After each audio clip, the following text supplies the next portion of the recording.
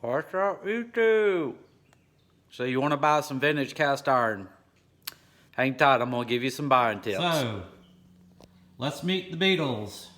Here we have Paul, we've got John, we've got George, and we've got Ringo. Okay, so basically my point is there's 4 major brands of cast iron, vintage cast iron that you're likely to run into. There's going to be Griswold, okay, there's going to be Wagner or Wagnerware. This is an unmarked Wagner skillet. This is a marked Wagner skillet. There is Lodge, which can be unmarked with the Lodge logo, or it can have the Lodge logo on it. And there's Birmingham Stove and Range. And let me try to step out of the light here so that you can zoom in and show you some of the markings. So one of the things that you're going to have to do if you step into vintage cast iron is you're going to have to learn how to identify cast iron, vintage cast iron, because sometimes the pieces are marked, sometimes they're not marked. And these are the 4 brands that you're likely to run into. Okay, let's start with Lodge and Birmingham Stove. So this is a Lodge, a vintage Lodge skillet from the 60s. This is a vintage Birmingham Stove and Range skillet, also from the 60s, more than likely, okay? And how do I know that? Well, because both of these skillets have made in the USA on it. If it has made in the USA, it was made from the 60s and beyond, okay? Now, one thing you're going to find about Lodge and Birmingham and Stove and Range is the surface is not as smooth as the higher end cast iron, but these are still very, very affordable and awesome cooking skillets. So if you run across them and they're a very good price, normally you'll find them at a very good price, they're worth picking up. And normally they sit very flat, very little wobble in these skillets right here. They are heavier, they're thicker cast iron, so they're less likely to warp on you.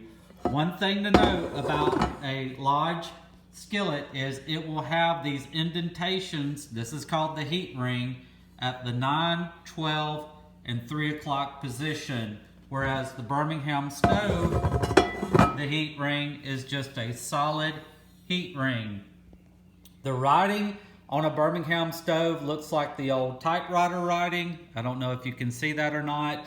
It's very block lettering, and the writing on a Lodge is a little bit less typewriter-ish, okay? So one of the things about vintage cast iron is you've got to get used to identifying what you're looking at in a yard sale, a estate sale, or an antique mall, and that way that'll help you make your purchase decision, okay? All right, so here's the Griswold skillet, and here's the Wagner skillet. These are the BMW and the Mercedes of the vintage cast iron world. You can see immediately that the cooking surface is a lot smoother in these 2 skillets, okay? As they say, it's virtually glass-like. Now, will food still stick to this stuff? Absolutely, food will still stick to this stuff, but a glass-like surface, generally speaking, is a lot easier to cook on. This Griswold, I just got this Griswold, and I will say that Griswold and Wagner sellers generally know that you know what they've got, and so these generally sell for a little bit more than the Lodge and Birmingham Stove and Range. But if you are a smart buyer and you're patient, you can pick up these for, you know, a really good price.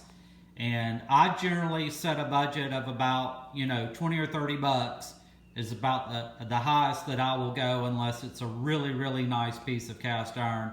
And I'll talk about that now. Okay, what I look for when I'm looking at vintage cast iron is I'm looking for crud and not a lot of rust, okay?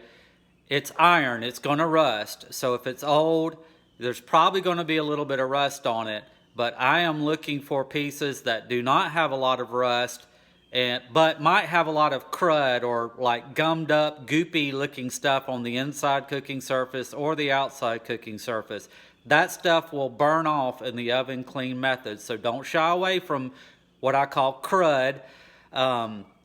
But I generally stay away from cast iron that's got a lot of rust on it. The method that I use to restore cast iron, I don't want to have to deal with rust too much, okay? So just keep that in mind. Look for cast iron that is cruddy but not overly rusty. Okay, next I want to talk about Wobble, okay, which is a piece of cast iron that is in effect not completely level and has some warp to it, okay? This is the cast iron that I used in my recent cornbread video, and if I press down on the handle and I push it, you'll see that this piece of cast iron spins, okay? Which means that it's not sitting level. The cooking surface, there's a it's higher on this end than it is on this end, and so it wobbles. But I will say that if you run across a great piece of cast iron that's in really good shape, wobble matters if you're cooking on your stovetop. It doesn't matter for baking purposes like cornbread. So this is still a great cooking piece of cast iron, but I use it mostly for cornbread. Here's the Birmingham stove and range skillet, and you can see when I press on the handle and I'm just knocking on the handle, it does not spin at all, okay? And this has zero wobble, okay? This is the Griswold skillet that I just picked up and I restored. I posted this on Instagram this weekend, and it has very little wobble, very little spin. So these two pieces of cast iron are going to be really good for cooking on your stovetop and preventing heat spots from developing in your cast iron when you're heating it up. Now, one thing that you can do with a wobbly skillet is you can heat it up in the oven, okay? You can always start by heating up your cast iron in the oven and then bringing it to your stovetop.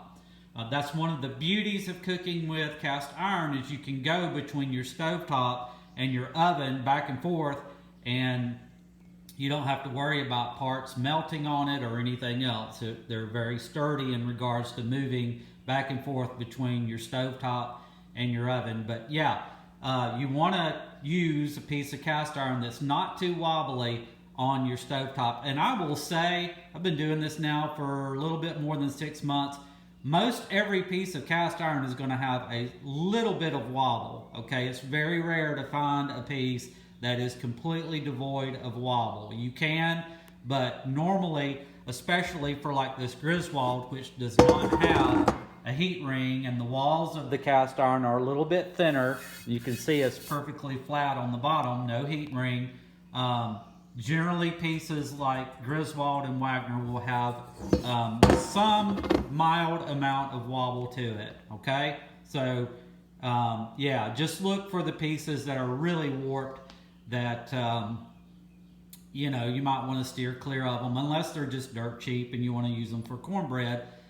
Because you're not going to be able to fix wobble. That's one drawback of cast iron, is it's cast, and you cannot fix warpage in cast iron. Okay, so I hope that helps. I'll insert some pictures of some cast iron that I bought that has the crud on it, that I've restored, so that you can kind of see the condition of cast iron that I'm looking for. But I want to give 3 shout outs to 3 channels on YouTube: Cowboy Kent Rollins, Cast Iron Chaos, and The Culinary Fanatic. Those 3 channels are excellent channels. They discuss cast iron in great detail, and you can really learn a lot and educate yourself quite a bit on cast iron by watching those 3 channels. So Cowboy Kent Rollins, Cast Iron Chaos, and The Culinary Fanatic.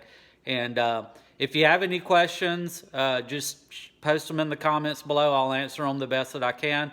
But good luck on your search for finding vintage cast iron. It's excellent cookware. It's very affordable, And yeah, you can have a lot of fun with it. Take care. Bye-bye.